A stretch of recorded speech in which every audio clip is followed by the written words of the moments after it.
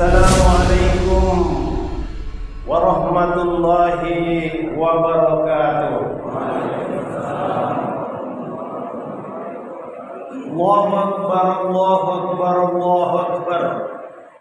Allahu Akbar, Allahu Akbar, Allahu Akbar. Allahu Akbar, Allahu Akbar, Allahu Akbar, walillahil hamd. Allahu Akbar kabira, walhamdulillahi katsira, wa subhanallahi bukratan wa asila.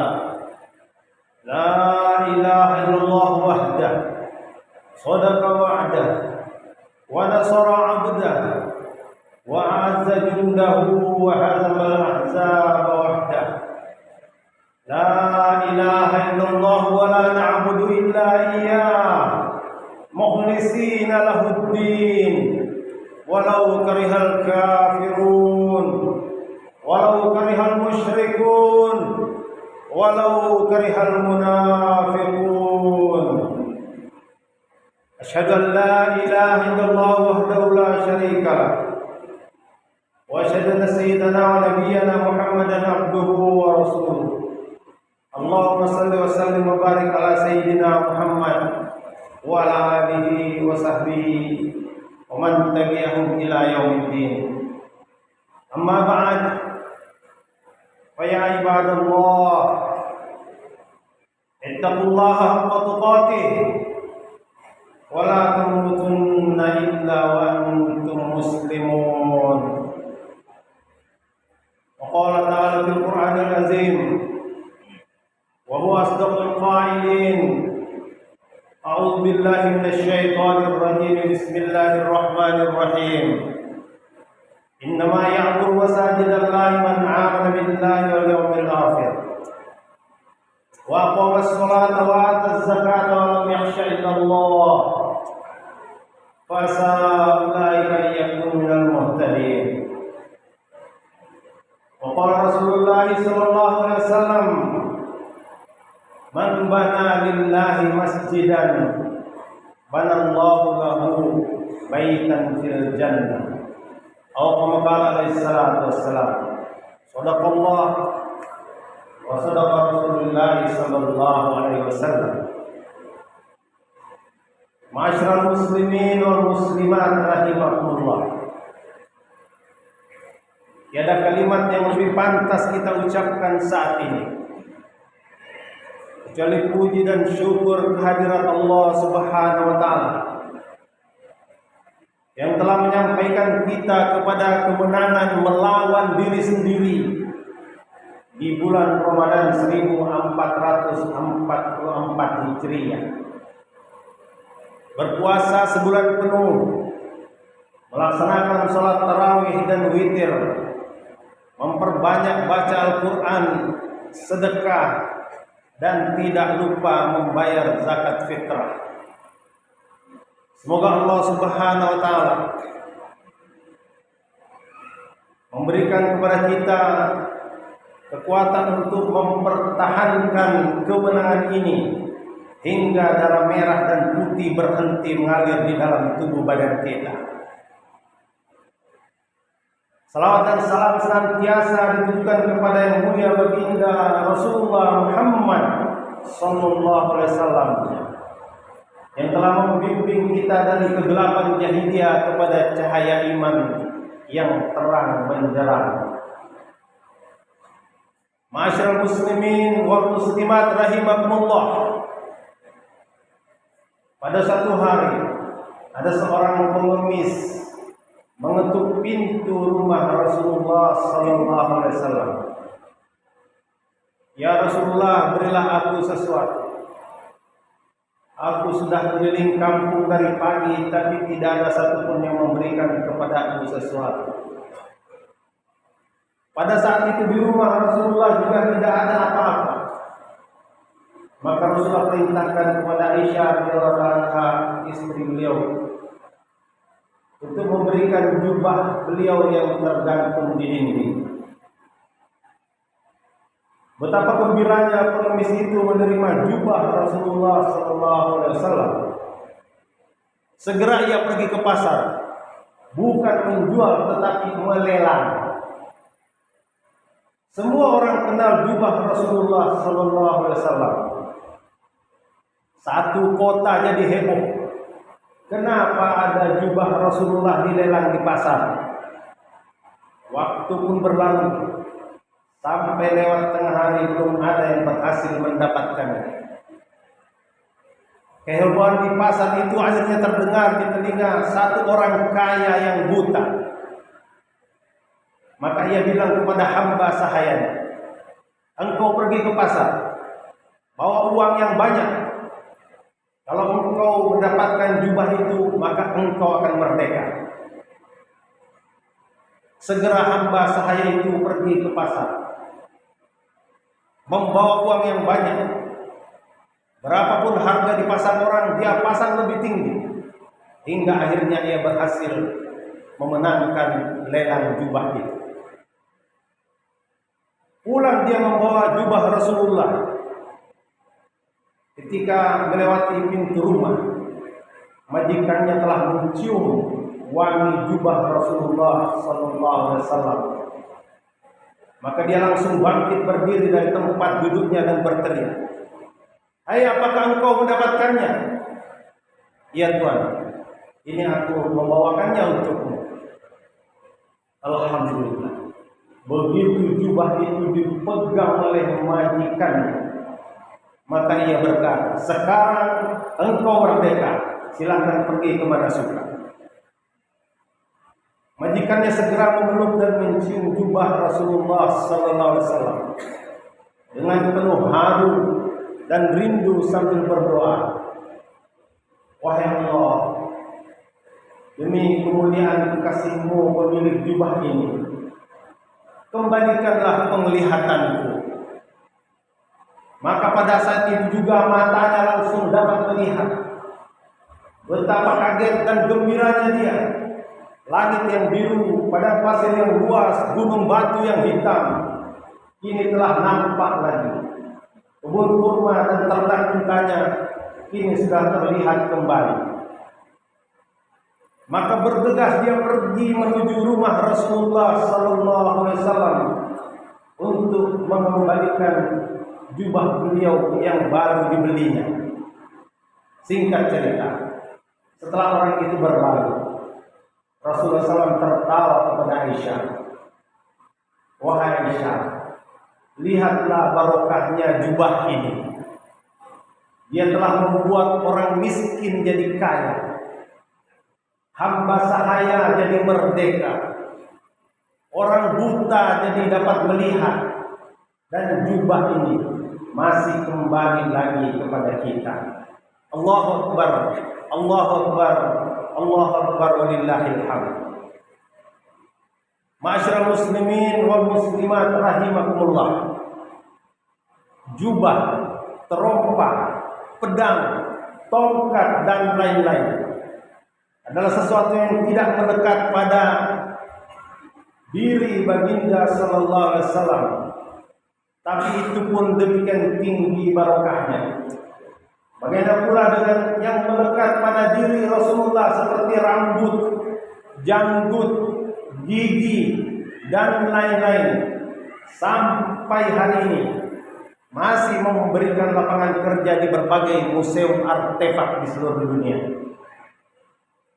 Tapi hadirin sekalian, ada lagi yang lebih barokah dari itu semua, lebih mulia, lebih agung. Apa itu? Yakni kerja Nabi sallallahu alaihi wasallam. Kerja Nabi lebih barokah, lebih mulia, lebih agung daripada seluruh benda-benda yang pernah dipakai oleh Rasulullah atau bahkan pernah melekat di dalam tubuh badan Rasulullah sallallahu alaihi wasallam. Allahu Akbar, Allahu Akbar, Allahu Akbar, walillahil hamd. Ma'asyiral muslimin wal muslimat rahimakumullah. Apakah kerja Nabi itu? Kerja Nabi sallallahu alaihi wasallam ada dua. Satu, amar ma'ruf. Dua, nahi munkar. Mengajak kebaikan, mencegah kemungkaran.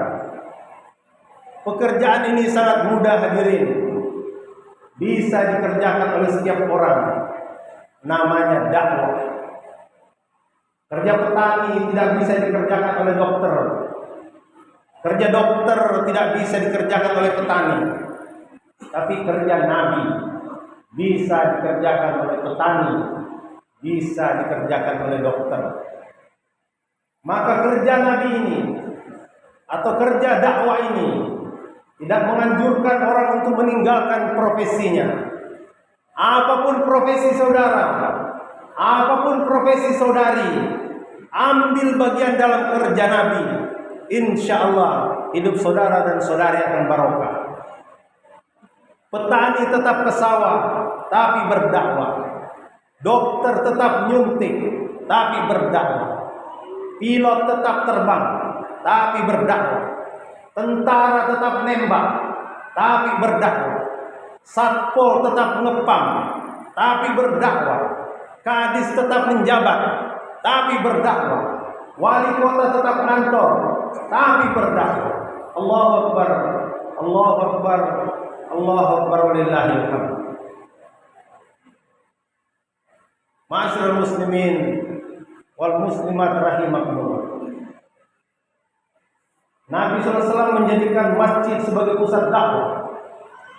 Para sahabat radhiyallahu anhum dilatih di masjid dengan berbagai amalan sehingga diri mereka layak menjadi duta-duta Islam ke seluruh dunia, menaklukkan berbagai suku, bangsa, negara dengan damai. Apa rahasianya? Mereka menghidupkan amal masjid 24 jam. Dan natijahnya mereka berubah total. Dari jahil berubah jadi alim, dari ragu menjadi yakin, dari galau menjadi tenang, dari halu menjadi nyata. Dari masjidlah diproduksi ahli sholat terbaik, ahli zikir terbaik, ahli saum terbaik, ahli tata negara terbaik, ahli perang terbaik, ahli ekonomi terbaik. Abdurrahman bin Auf radhiyallahu anhu sedekah 40.000 dinar sama dengan 160 miliar rupiah.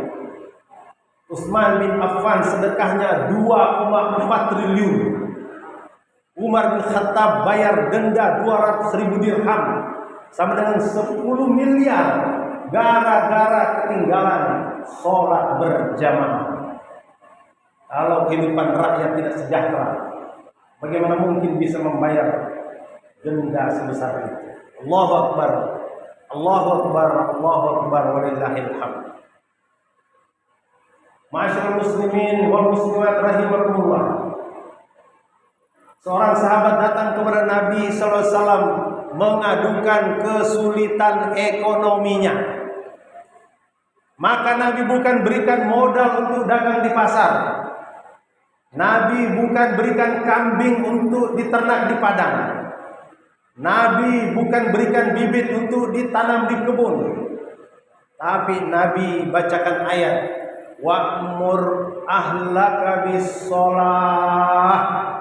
Perintahkan keluargamu sholat. Quran surat Toha ayat 132. Perintahkan keluargamu sholat. Mungkin dia sudah sholat, tapi bagaimana dengan istrinya?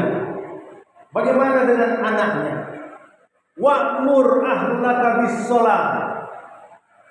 Untuk mengatasi masalah ekonomi kamu, perintahkan keluargamu, perintahkan ahlimu untuk sholat. Ahli artinya orang yang berada di bawah tanggung jawabnya. Hadirin sekalian, kalau ayat ini dibacakan kepada Pak Camat, maka ahlinya adalah para lurah. Kalau dibacakan kepada wali kota, maka ahlinya adalah para kadis. Kalau dibacakan kepada gubernur, maka ahlinya adalah para bupati. Kalau dibacakan kepada presiden, maka ahlinya adalah para menteri. Perintahkan keluargamu sholat. Wahai Bapak Presiden, wa'mur ahlaka bis-shalah. Wahai Bapak Gubernur, wa'mur ahlaka bis-shalah. Wahai Bapak Bupati, Bapak Wali Kota, wa'mur ahlaka bis shalah. Wahai Bapak Camat, wa'mur ahlaka bis shalah. Wahai Bapak Kades, Pak Lurah, wa'mur ahlaka bis shalah. Hadirin sekalian, sekiranya maksud ayat ini diamalkan oleh seluruh kaum muslimin Indonesia, niscaya 1 juta masjid di Indonesia akan makmur. Dan pada saat itu janji Allah akan wujud. Walau anna ahlal qura amanu wattaqau la fatahna alaihim barakatin minas samai wal ard.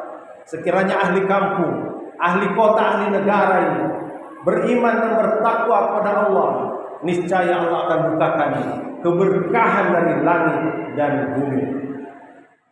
Inilah sistem ekonomi langit. Allahu Akbar, Allahu Akbar, Allahu Akbar, walillahil hamd. Ma'asyiral muslimin wal muslimat rahimakumullah. Negeri sahabat radhiyallahu anhum kering kerontang, sejauh mata memandang batu dan pasir, panas terik di siang hari, dingin membeku di malam hari, tapi kehidupan mereka sejahtera hadir. Di masa pemerintahan Khalifah Umar bin Khattab radhiyallahu anhu, datang kekayaan dari Rum dan Parsi, negara superpower pada masa itu, sebesar 3 miliar dinar. 1 dinar itu sekitar 4,25 gram emas. Kalau dirupiahkan sama dengan 4 juta. 3 miliar kali 4 juta sama dengan 12.000 triliun. Negeri kita Indonesia saat ini konon berhutang sebesar 7.000 triliun. Silahkan pinjam uang sahabat. 7.000 triliun, masih sisa 5.000 triliun. Padahal jumlah mereka tidak banyak, sekitar 124.000. Jika 12.000 T ini dibagi-bagikan, maka setiap sahabat akan dapat jatah 96,7 miliar. Bayi baru lahir sudah dapat buku tabungan 96,7 miliar. Engkongnya mau mati, sudah siapkan warisan 96,7 miliar. Hadirin, kalau uang 100.000 ditumpuk sebanyak 10 juta, tingginya itu 1 cm. Kalau 100 juta, 10 cm. Kalau 1 miliar, 1 meter. Kalau 96,7 miliar sama dengan 96,7 meter. Tingginya Monas itu sekitar 125 meter. Itu tinggal beda 28,3 meter. Itu tumpukan uang 100.000 hampir sama dengan Monas. Hadirin, negeri kita ini kaya raya. Tanahnya gembur, tanamannya subur.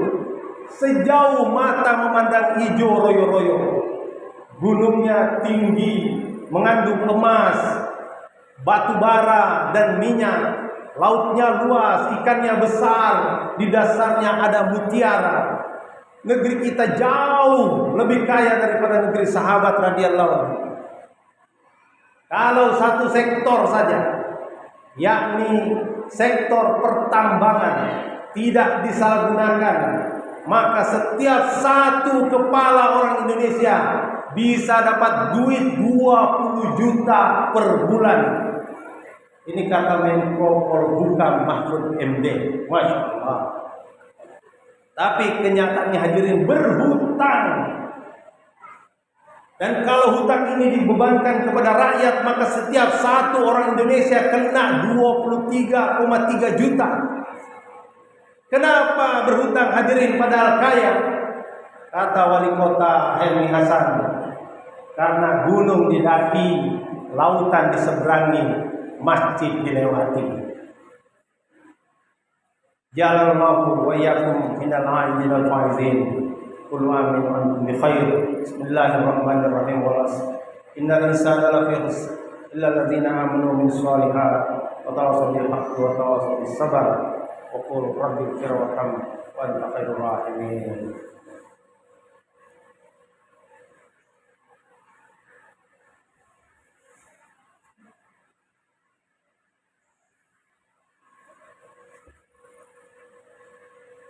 Allahu Akbar, Allahu Akbar, Allahu Akbar. Allahu Akbar, Allahu Akbar, Allahu Akbar, Allahu Akbar, walillahil hamd. Alhamdulillahilladzi arsala rasulahu bil huda wa dinil haq liyudhhirahu 'ala dini kullihi walau karihal musyrikun. Asyhadu an la ilaha illallah wahdahu la syarika lah wa asyhadu anna Muhammadan abduhu wa rasuluhu la nabiyya ba'dahu. Allahumma shalli wa sallim wa barik ala sayyidina Muhammad wa ala alihi wa sahbihi ajma'in. Amma ba'd. Fa ya ibadallah, usikum nafsi taqwallah. Faqad faza al-muttaqun. Qala Allah ta'ala fil Qur'anil azim.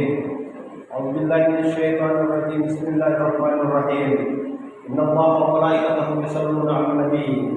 Ya ayyuhalladzina amanu shallu 'alaihi wa sallimu taslima. Allahumma shalli wa sallim ala sayyidina Muhammad wa ala ali sayyidina Muhammad. Allahu Akbar, Allahu Akbar, Allahu Akbar, walillahil hamd. Ma'asyiral muslimin wal muslimat rahimakumullah. Kaum wanita adalah partner bagi kaum laki-laki untuk mengamalkan agama, memakmurkan masjid, mendidik anak, menyempurnakan perintah Allah, menghidupkan sunnah Rasulullah SAW. Ada seorang wanita Bengkulu yang cantik jelita telah membuat seorang lelaki gagah perkasa berasal dari Pulau Jawa, namanya Insinyur Soekarno, telah jatuh cinta kepadanya. Wanita itu adalah Fatmawati binti Hasan bin, lahir di Bengkulu 5 Februari 1923. Wanita Bengkulu ini hidupnya penuh barokah, bukan karena kecantikannya semata, tapi beliau adalah seorang wanita yang taat beragama. Kemungkinan beliau adalah seorang hafizah Al-Quran atau Korea. Buktinya, setelah pembacaan teks proklamasi pada 17 Agustus 45, Bung Karno, Bung Hatta, dan beberapa menteri yang baru dilantik melakukan safar ke beberapa kota untuk mengabarkan kemerdekaan Republik Indonesia. Ketika tiba di Cirebon, diadakan rapat besar. Orang ramai datang berkumpul. Sebelum Bung Karno berpidato, beliau meminta istrinya untuk naik mimbar. Saya pikir Bung Karno ingin memperkenalkan istrinya kepada rakyat Indonesia. Ternyata Fatmawati meraih corong, kemudian mulai melantunkan ayat-ayat suci Al-Quran dengan suara yang merdu tanpa memegang mushaf. Ini kata Rosian Anwar, wartawan Harian Merdeka. Allahu Akbar, Allahu Akbar, Allahu Akbar, walillahil hamd. Ma'asyiral muslimin wal muslimat rahimakumullah. Barokah terbesar untuk bangsa Indonesia dari wanita Bengkulu ini adalah terpilihnya beliau menjadi penjahit sang saka merah putih, bendera yang menjadi simbol kedaulatan NKRI. Seluruh dunia telah mengenal bahwa merah putih adalah Indonesia, dan itu dijahit dengan tangan putri Bengkulu. Masyarakat muslimin wal muslimat rahimakumullah. Hari ini kota merah putih telah dibangun oleh pemerintah Kota Bengkulu di bawah komando Wali Kota Helmi Hasan, Wakil Wali Kota Didi Wahyudin, Sekda Arif Hidayat beserta seluruh jajarannya. Maksudnya agar jejak sejarah bendera merah putih jangan dilupakan. Seluruh rakyat Indonesia dari Sabang sampai Merauke, dari Tabak Penanjung sampai Sumur Meleleh telah merasakan barokah wanita Bengkulu ini. Semoga Allah Subhanahu wa taala menerima perjuangan beliau dan menjadi teladan bagi kaum wanita Bengkulu hari ini untuk bangkit membangun negeri tercinta dengan karya nyata. Tidak perlu angkat senjata, cukup angkat tudung saji, titip singkong rebus atau lontong tunjang kepada suami setiap kali dia berangkat ke masjid. Inilah peranan kaum wanita yang dirindukan hari ini. Bantu para suami menghidupkan amal masjid 24 jam. Apalagi hadirin kita di sekarang sedang menghadapi ijtima, pertemuan besar umat Islam selama 3 hari yang akan dihadiri lebih kurang 30.000 orang dari seluruh dunia di kota Merah Putih Bengkulu ini, yakni tanggal 26, 27, 28 Julai 2023. Pastikan ibu-ibu ambil bagian di dalamnya dengan cara mendorong para suami untuk keluar di jalan Allah 3 hari, 40 hari atau 4 bulan.